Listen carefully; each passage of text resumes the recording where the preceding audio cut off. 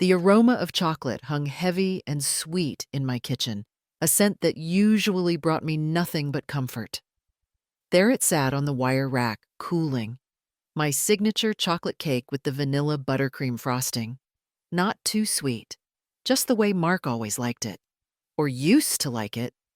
I ran a hand, trembling slightly, over the smooth, slightly uneven surface. 75.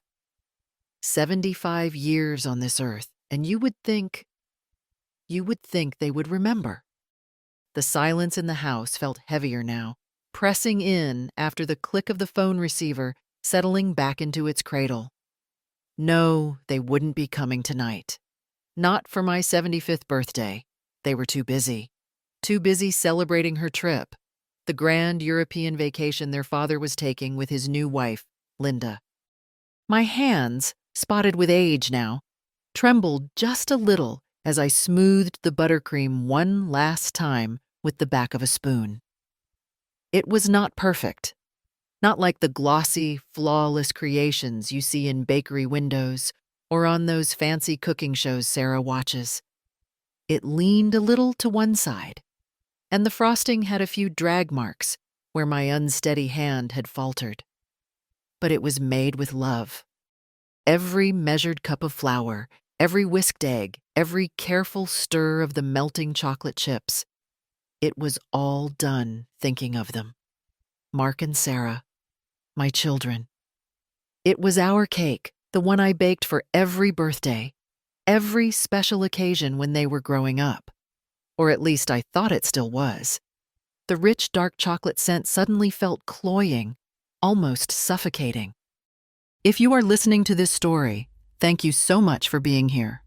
Let us know where you are joining us from in the world, and do not forget to subscribe to become part of our growing community. This house, the one my late husband Robert and I bought nearly 50 years ago, holds so many memories in its walls. It's a solid brick colonial, bigger than I need now, of course. But leaving it feels like tearing out pages from my own life story. Robert passed 10 years after the children were grown and gone, a sudden heart attack that ripped the floor out from under me. George, my first husband, Mark and Sarah's father. Well, he left much earlier and for a much younger woman, Linda. That was a different kind of heartbreak, slower, more insidious. He remarried quickly. The children were teenagers then, caught in the crossfire.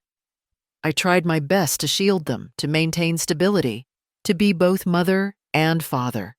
And for a long time, I thought we were okay, the three of us against the world.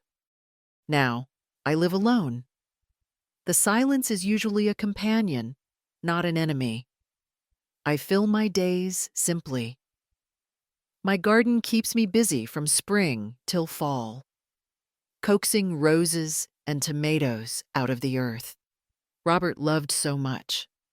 I read stacks of books from the library, volunteer at the church rummage sale once a month, and I bake. Baking connects me to the past, to happier times. It is my way of speaking love when words feel inadequate or unwelcome. I am fortunate, I know. My parents left me comfortable. Their careful investments mean I do not worry about bills. The house has been paid off for decades. I do not need anything from Mark or Sarah, not financially. All I ever wanted, especially as the years advanced, was their time, their presence. The simple acknowledgement that I still mattered in their increasingly busy lives. But my deepest fear, the one that lurked in the quiet corners of the night, was becoming invisible. Forgotten. A relic of a past they had moved on from. The phone call had started innocently enough. It was Mark. "Hi, Mom, how are you doing?" His voice was cheerful, maybe a little too loud, like he was somewhere noisy. "I am all right, dear," I said, my heart giving a hopeful little leap. Maybe he was calling to say they were on their way. "Just finishing up in the kitchen." "Oh, good, good," he replied, distracted. I could hear chatter and laughter in the background. "Listen, Mom, about tonight, Something's come up. We are actually over at Dad and Linda's place right now. My breath hitched. Oh? Yeah, we decided to throw them a little surprise send-off party. You know, for their big Europe trip tomorrow. 2 whole weeks. Paris, Rome. Linda is ecstatic. Sarah and I went all out. Got Linda this gorgeous Italian leather travel set. You should see it, Mom. He sounded genuinely thrilled, completely oblivious to the significance of the date. I gripped the edge of the counter, my knuckles turning white. Tonight? Mark, tonight is… I know it is short notice, he barreled on. But Linda has been so stressed with the packing, we thought it would be a nice surprise. Sarah is here too. Hang on. There was a muffled sound, then Sarah's voice came on the line, brighter, slightly higher pitched than her brother's. Mom, hi, isn't this exciting? Dad and Linda are finally taking that trip they have always talked about. We just gave Linda her gifts. She almost cried. Sarah, I started, my voice sounding thin, even to my own ears. Honey, do you know what day it is today? A pause. A very slight pause, but long enough for my heart to sink like a stone. Oh. Shoot. Mom, is it… Oh my gosh, it is your birthday, is not it? The 23rd? Oh, Mom, I am so sorry. It completely slipped my mind with all the planning for this party. Her apology felt like an afterthought, rushed and insincere. Mark's voice came back on. Yeah, Mom. Wow. 75, right? Happy birthday. Look, we feel terrible, honestly, but we are kind of in the middle of things here. The caterers just put out the main course. How about we do something next week, or maybe the week after, when Dad and Linda get back? We will take you out somewhere nice. Somewhere nice. Not here, in the home filled with their childhood, with the cake I baked specifically for them. Not tonight, on the actual day. My throat closed up. Tears pricked behind my eyes, hot and stinging. I forced myself to breathe, to keep my voice steady. Showing my hurt now would only make them uncomfortable, defensive perhaps. It always did. That would be lovely, dear, I managed, the words tasting like ash in my mouth. You two have fun tonight. Tell your father and Linda I wish them a wonderful trip. Will do, Mom. Thanks for understanding. Love you. Gotta run, Mark said quickly. Love you, Mom. Happy birthday again. Talk soon, Sarah chirped before the line went dead. Understanding. They thanked me for understanding that their stepmother's vacation party was more important than their mother's 75th birthday. Love you. The words echoed in the sudden, profound silence. I stood there by the counter for a long time, the scent of chocolate mocking me. The cake, meant to be a centerpiece of celebration, now seemed like a monument to my foolish expectations. That evening was one of the longest of my life. I considered calling my friend Martha, but I did not want to burden her with my sadness. I picked at a small salad for dinner, the food tasteless. The cake remained untouched on the counter, a silent rebuke. I sat in Robert's old armchair, the television flickering unseen in front of me, surrounded by photographs of Mark and Sarah, smiling school pictures, awkward teenage phases, wedding photos where they looked so happy and full of promise. Where did that connection go? When did I become an obligation, a date on the calendar easily forgotten or rescheduled? The hurt was a physical ache in my chest, tight and relentless. By morning, the initial wave of raw pain had subsided into a dull, heavy ache. But alongside it, something else began to stir. A flicker of defiance, perhaps. Or maybe just a refusal to let their carelessness completely erase my effort, my love. I looked at the cake. It was still just a cake. A good cake, made with the best ingredients and years of practice. Throwing it away felt wrong. Eating it alone felt unbearably sad. Then the idea came. It felt strange, almost reckless, but I could not shake it. I would take the cake to them, not as a demand for attention, not as a guilt trip, but simply as a gift, a small gesture. Maybe seeing it, smelling it, would remind them. Maybe a face-to-face encounter would elicit a more genuine apology than the rushed words over the phone. Maybe, just maybe, there was still a spark of the children I raised somewhere beneath the surface of these busy, self-absorbed adults. It was a fragile hope, I knew, but it was hope nonetheless. I carefully placed the cake into my grandmother's old Tupperware cake carrier, the sturdy plastic one with the handle on top. It had transported countless cakes to school bake sales and church potlucks over the decades. As I drove the familiar route to Mark's house, he lived closer than Sarah, the cake sat securely on the passenger seat beside me. I rehearsed what I might say. Something light, maybe? Just thought you might enjoy this since you missed out last night. Or perhaps more direct. I baked this for my birthday, hoping we could share it. Each scenario felt awkward, inadequate.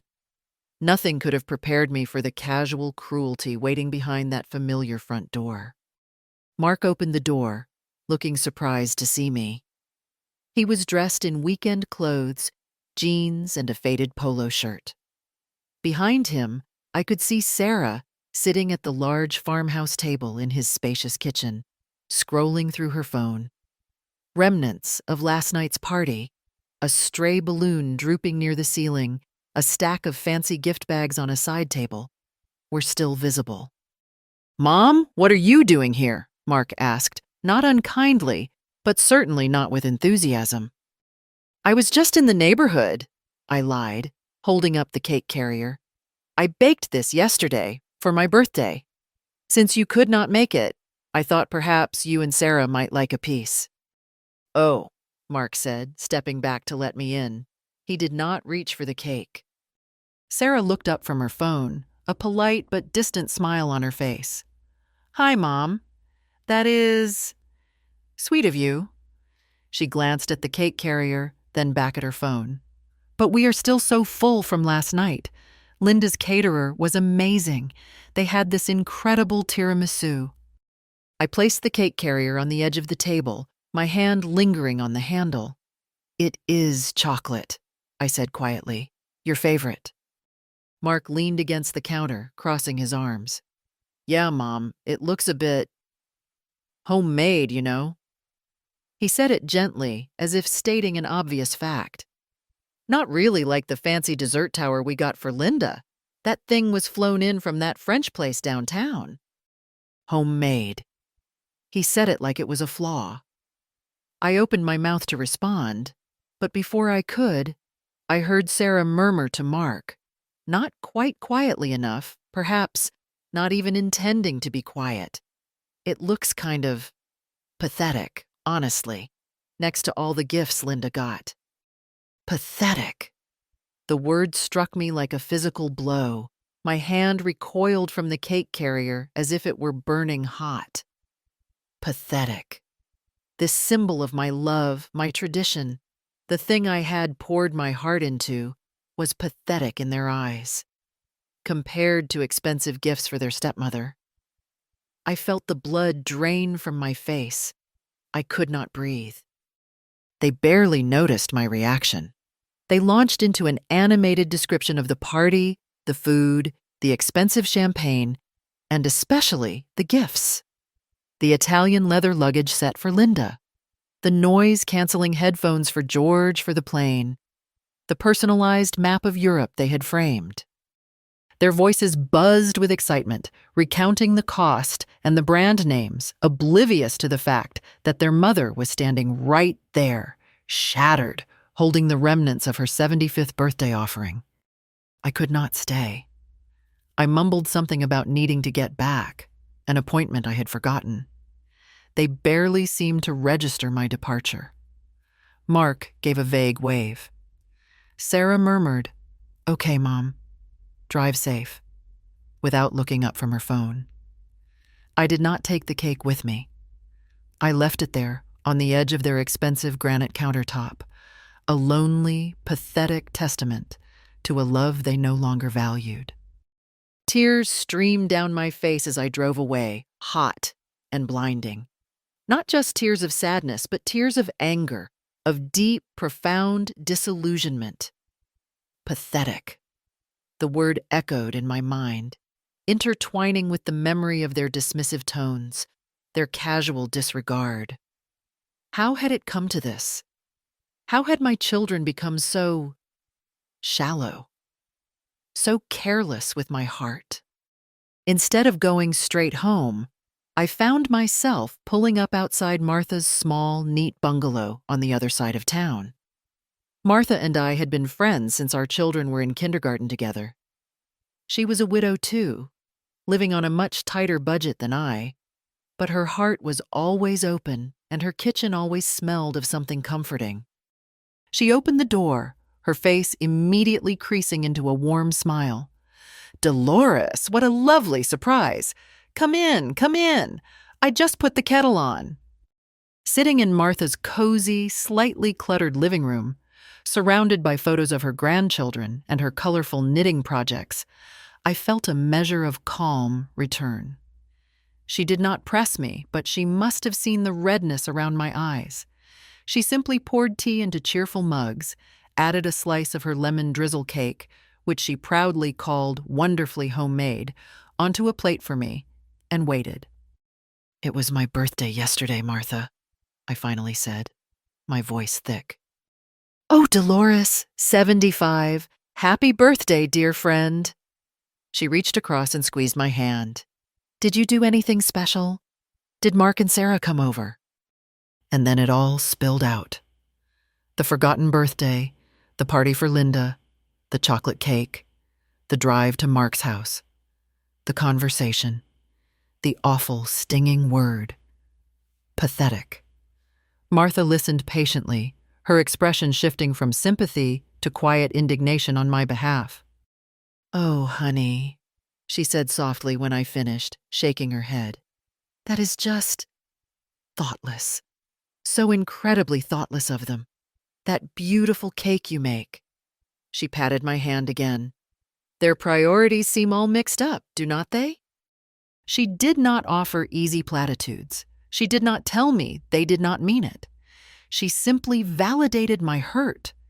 She gave me a small, carefully wrapped gift, a jar of her homemade blackberry jam tied with a ribbon. "It is not much," she said apologetically. "It is wonderful, Martha.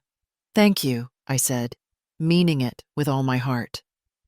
This simple jar of jam, given with genuine affection, felt more valuable than all the Italian leather luggage in the world. Spending an hour with Martha, feeling truly seen and heard, was like balm on a raw wound. It did not erase the pain, but it reminded me that genuine kindness and connection still existed. It also highlighted the stark contrast between true affection and the hollow performance of family duty I had received from my own children. The following weeks passed in a haze. I tried to push the incident to the back of my mind, but it lingered, a persistent ache. Then came the social media updates. Sarah posted photos from the send-off party. Beaming selfies with George and Linda, pictures of the extravagant gifts prominently displayed. Then, photos from Europe started appearing on Linda's page, which Sarah dutifully shared. George and Linda smiling in front of the Eiffel Tower, raising glasses of wine in a Tuscan vineyard, posing on a gondola in Venice. Mark commented enthusiastically on every photo. "Looks amazing! So jealous! Glad you are having the time of your lives." Seeing their apparent joy, their effortless celebration of this other family unit, while my own milestone birthday was carelessly discarded, solidified something within me. It was not just forgetfulness. It was a deliberate choice of where they placed their energy, their affection, their resources. The hurt began to curdle, slowly transforming into a cold, hard knot of resolve in my stomach. I had spent years making excuses for them, blaming their busy lives, their father's influence, Linda's presence. But the truth, the painful, unavoidable truth, was that they simply did not value me or our relationship in the way I had always assumed, always hoped. The incident with the cake was not an isolated mistake. It was the culmination, the final, undeniable proof. I could not keep hoping for them to change. I could not keep setting myself up for disappointment. The fountain of my maternal forgiveness, always so readily flowing, had finally run dry. One quiet Tuesday morning, about 3 weeks after my birthday, I sat at my writing desk in the study, the photos of Mark and Sarah smiling down at me. I looked at their young faces, full of innocence and promise, and felt a pang of the old grief. But it was overlaid now with a new clarity, a steely sense of purpose. I had allowed their indifference to diminish me for too long. It was time to reclaim my own life, my own narrative, my own worth. I picked up the phone, my hand steady this time. I dialed the familiar number of the law firm that had handled Robert's estate and my own affairs for years. "Pearson, Hayes and Associates, how may I direct your call?" the polite receptionist answered. "Yes, could I speak to Mr. Harrison, please?" I requested. "This is Dolores Miller." There was a brief pause, the sound of clicking keys. "One moment, Mr. Harrison is available. Putting you through now." "Dolores." Mr. Harrison's calm, professional voice came on the line. He was a kind man, thorough and discreet. "Good morning. How can I help you today?" I took a deep breath. "Mr. Harrison," I said, my voice even and clear. "It is Dolores Miller. I need to schedule an appointment as soon as possible. It is regarding my will." "Of course, Dolores. Is everything all right?" There was a hint of concern in his tone. "Everything is quite all right, Mr. Harrison," I assured him, feeling a surprising surge of strength. In fact, things are becoming clearer than they have been in a long time. I need to make some significant changes to my will, quite significant. There was a moment of silence on the other end, perhaps surprise. "I see," he said carefully. "Well, let us find a time that works for you. How about tomorrow afternoon? Say 2 o'clock? 2 o'clock tomorrow would be perfect, I confirmed. Thank you, Mr. Harrison. We will see you then, Dolores. As I hung up the phone, I felt a profound sense of release, almost lightness. The decision was made. It was not born of spite, not really. It felt more like pruning, cutting away the branches that no longer bore fruit, that only drained the life from the tree, so that the remaining energy could flow towards things that truly mattered. Kindness, appreciation, genuine connection. Like Martha's simple jar of jam, my children had made their choices, focused their attention elsewhere. Now I was making mine. The meeting with Mr. Harrison the next day was straightforward. I sat opposite him in his quiet, book-lined office, the scent of old paper and polish in the air. I calmly explained my wishes. The original will, drafted years ago when Robert was still alive, had divided everything equally between Mark and Sarah. The new will would be different. Very different. I explained, without excessive emotion but with firm conviction, that my relationship with my children had fundamentally changed. I mentioned the persistent lack of engagement, the prioritization of their father's new family, and yes, I briefly recounted the incident of my 75th birthday and the pathetic cake as the final catalyst. It became clear to me, Mr. Harrison, I said, looking him directly in the eye, that my children view me more as a financial safety net for their future than as a mother to be cherished in the present.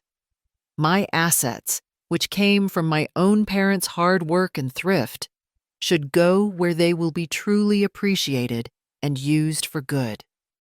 Mr. Harrison listened patiently, making careful notes. He asked clarifying questions about potential beneficiaries, ensuring I understood the implications. I designated a significant portion to Martha, enough to make her remaining years comfortable and secure, in recognition of her unwavering friendship.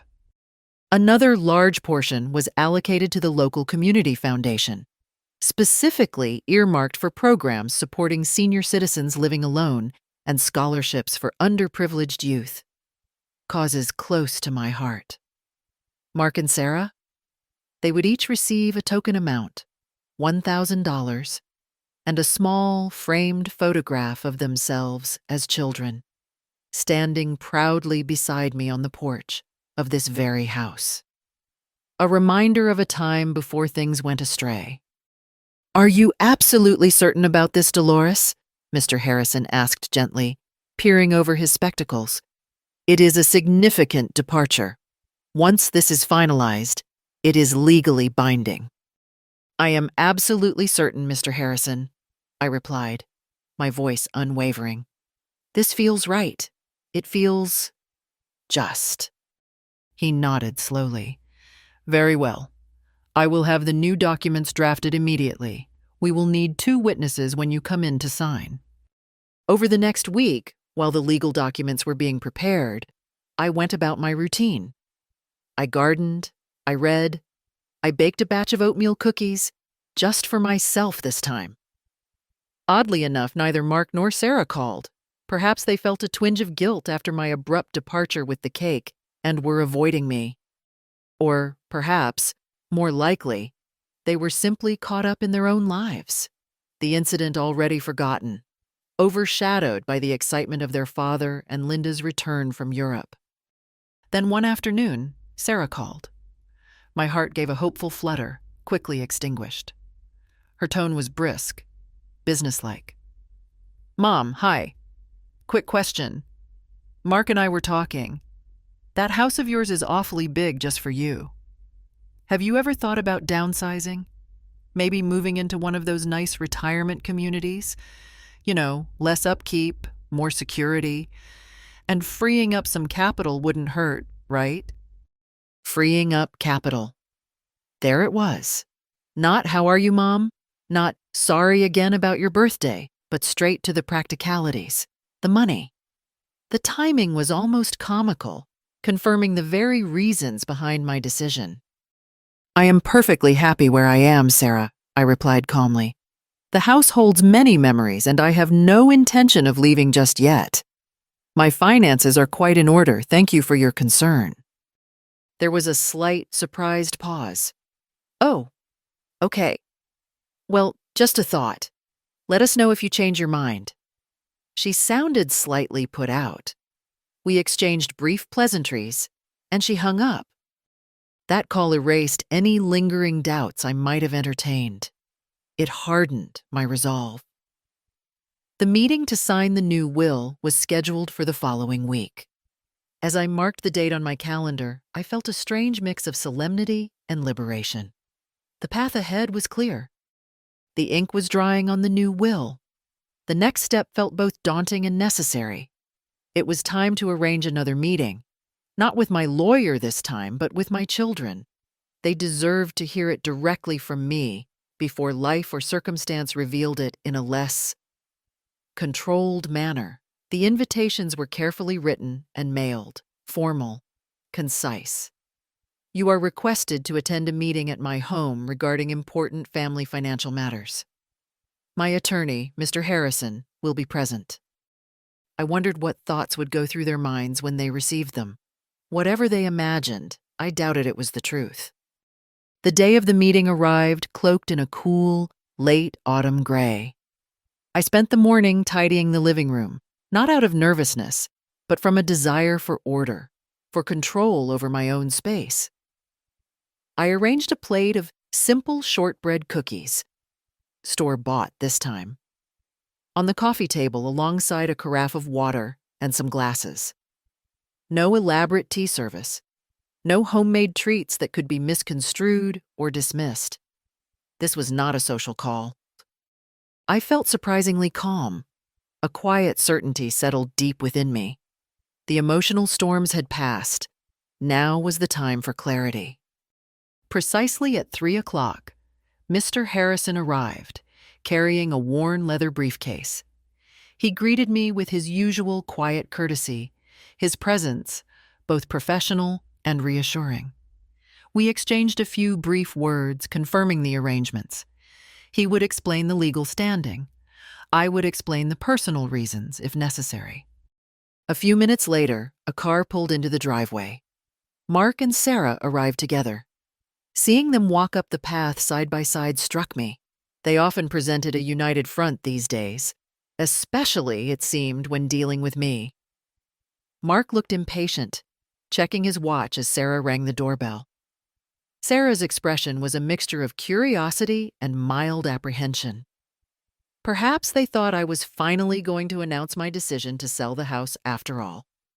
I opened the door and greeted them politely, stepping back to let them enter the living room where Mr. Harrison stood waiting. Surprise flickered across their faces when they saw him. "Mom, what is going on?" Mark asked, his eyes narrowing slightly as he looked from me to the lawyer. "Is everything all right?"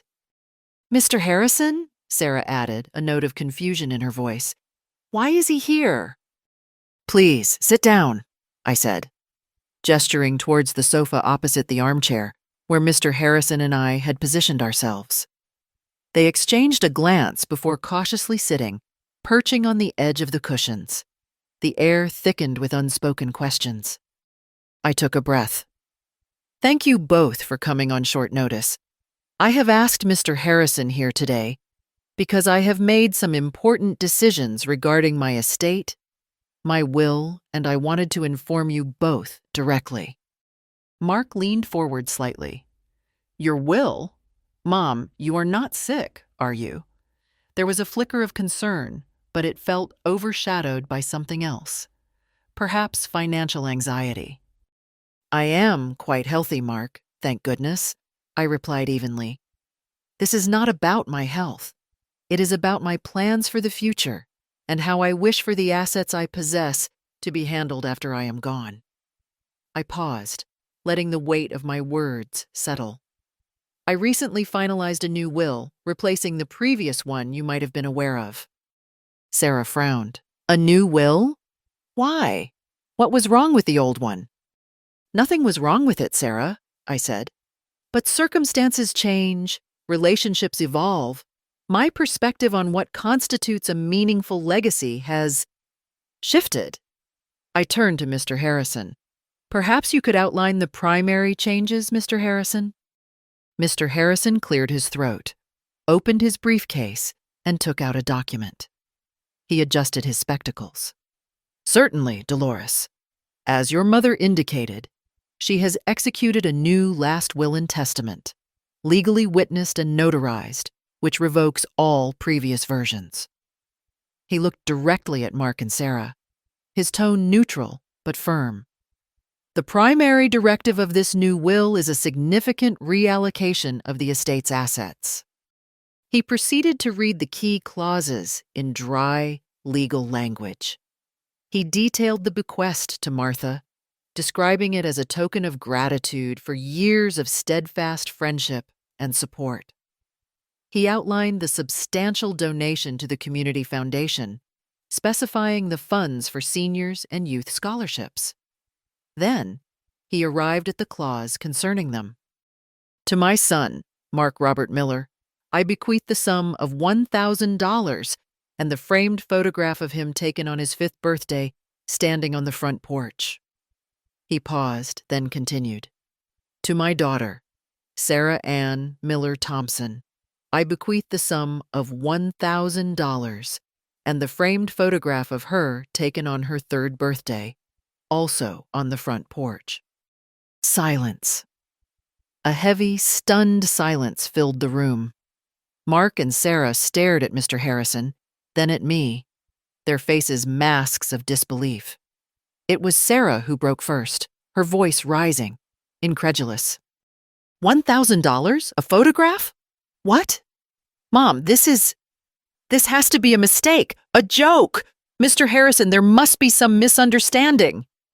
Mark's face had gone pale, then flushed with anger. A mistake? No, this is not a mistake, is it, Mom? He turned fully towards me, his voice tight with suppressed fury. The house? The investments Dad worked for? Everything Papa and Nana left you? You are giving it away to Martha? To some charity? And leaving your own children with practically nothing? Why would you do this? I met his gaze steadily. The old urge to soothe, to explain away, to apologize, was gone, replaced by a quiet strength I hadn't known I possessed. The bulk of the assets, Mark, came from my parents, Nana and Papa, as you call them. They believed in rewarding kindness and hard work, not entitlement. And Robert, your stepfather, shared those values. I paused, then decided to be direct. The wound was still there, and perhaps, finally, they needed to see it. The original will, the one you probably expected, was written many years ago when I believed family meant unconditional love and mutual respect. Recent events, particularly around my 75th birthday, forced me to reconsider what truly matters. It forced me to see things as they are, not as I wish them to be. Mentioning the birthday hung in the air between us. Sarah flinched slightly. Mark's jaw tightened. The birthday? Sarah stammered. You are doing this because we missed your birthday party? Because of that stupid cake? The word pathetic remained unspoken, but it hovered ghost-like in the room. It was not just the missed party, Sarah, I said calmly, though my heart ached at the reduction of my pain to that stupid cake. It was the reason you missed it. It was the complete lack of thought. It was the casual dismissal, the comparison. It was the final confirmation of a pattern I had ignored for too long. A pattern of taking me and my love for granted. A pattern of valuing appearances and material things over genuine connection. Mr. Harrison interjected smoothly. I can assure you both, the will is perfectly valid and reflects Mistress Miller's clear and documented intentions. It was signed in my presence, with independent witnesses, and she was fully lucid and under no duress. Mark stood up abruptly, pacing the small space in front of the sofa. This is unbelievable. After everything Mom did for us? This is how you repay her? By cutting her own children out? He seemed to be addressing Sarah as much as me, perhaps seeking an ally. Sarah, however, seemed to crumble. Tears welled in her eyes. Tears of anger, frustration. Perhaps even a dawning, unwelcome guilt. Mom, please, she pleaded, her voice cracking. Do not do this. We are sorry. We were thoughtless, I know. We got caught up. But we love you. This is cruel. It is not fair. Fairness, Sarah? I asked gently. Is it fair that I spent my 75th birthday alone? Is it fair that the cake I baked with love was considered less than adequate? This is not about revenge, children. It is not about punishment. I looked from one to the other, my voice firm but without malice. It is about ensuring that the resources I was fortunate enough to inherit are passed on to those who embody kindness and appreciation, values I hold dear.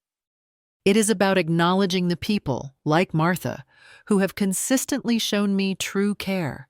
It is about making a positive difference through the foundation. My decision reflects my values now. Mark stopped pacing and stared at me, his expression hardening into resentment. So that is it? You have made up your mind? You would rather give everything to strangers than to your own family? Martha is not a stranger, Mark, and the people helped by the foundation are members of our community, I corrected him softly. My decision is final. I hope someday you understand why I felt this was necessary. There was nothing more to say. The finality of my tone, The calm certainty in my eyes seemed to finally penetrate their shock and anger. Mr. Harrison began gathering his papers, a signal that the meeting was concluded. Mark stood stiffly, his arms crossed, refusing to look at me. Sarah wiped her eyes, her face blotchy and sullen. They left without another word. No apologies now, no more pleading, just a heavy, resentful silence. I watched from the window as they got into Mark's car. Their shoulders slumped. The car backed out of the driveway and drove away, leaving behind an unnerving quiet. The door closed, shutting out the raw emotions, the broken expectations. Mr. Harrison gave me a brief, sympathetic nod before departing himself. And then I was alone again. But this solitude felt different. It was not the aching loneliness of being forgotten, but the quiet peace of resolution. I had spoken my truth. I had reclaimed my power. The cost was high. The final undeniable severing of the idealized family bond I had clung to for so long. But the freedom it brought was immense. Months have passed since that difficult afternoon. Winter has given way to spring, and my garden is slowly waking up. The daffodils and tulips are pushing through the soil, splashes of vibrant color against the dark earth. I spend more time out here now, feeling the sun on my face, listening to the birdsong. Martha comes over for tea every Tuesday. We sit in the kitchen, or if it is warm enough, on the patio. Sometimes we talk for hours. Sometimes we sit in comfortable silence. She never pried about the details of the will, but I know she is grateful, and more importantly, she remains the same warm, down-to-earth friend she has always been. I have also started volunteering 2 mornings a week at the senior center, supported by the Community Foundation. Meeting other people, hearing their stories, helping out where I can, it fills my days with purpose. I baked a cake last week, a simple lemon bundt cake, drizzled with glaze. Not for any particular occasion, just because I felt like it. I enjoyed a slice with my afternoon tea, the bright citrus flavor a welcome treat. It was just a cake. Delicious, satisfying, and entirely for my own pleasure. It held no weight of expectation, no burden of potential rejection. I have not heard much from Mark or Sarah. There was an initial flurry of awkward, strained phone calls, mostly from Sarah, hinting at reconciliation, testing the waters, perhaps, to see if I might reconsider. I was polite but firm. The trust had been broken too deeply. The distance between us now feels vast, possibly unbridgeable. It saddens me, of course. A part of me will always mourn the relationship I thought we had, the closeness I craved. But I no longer feel responsible for their choices or their feelings. They called my handmade birthday cake pathetic. Perhaps, by their standards of fancy caterers and expensive gifts, it was. But I have come to realize that what was truly pathetic was allowing myself to feel diminished by their judgment for so long. What was pathetic was clinging to the hope that they would magically become the considerate children I remembered, instead of accepting the self-absorbed adults they had become. I have found my peace now, here in my quiet house, in my blooming garden, in the company of true friends and meaningful activities. It is a different kind of life than I once envisioned, but it is mine. Forged in hurt, perhaps, but ultimately shaped by my own choices, my own values, my own quiet strength. And sometimes peace, true peace of mind, is the greatest inheritance of all. It is certainly the one I cherish the most. Thank you so much for listening to my story. I hope it resonated with you in some way. If you enjoyed it, please give it a thumbs up, leave a comment sharing your thoughts, and most importantly, subscribe to our channel so you do not miss our next story. Your support means the world to us. We look forward to seeing you again soon. Goodbye for now.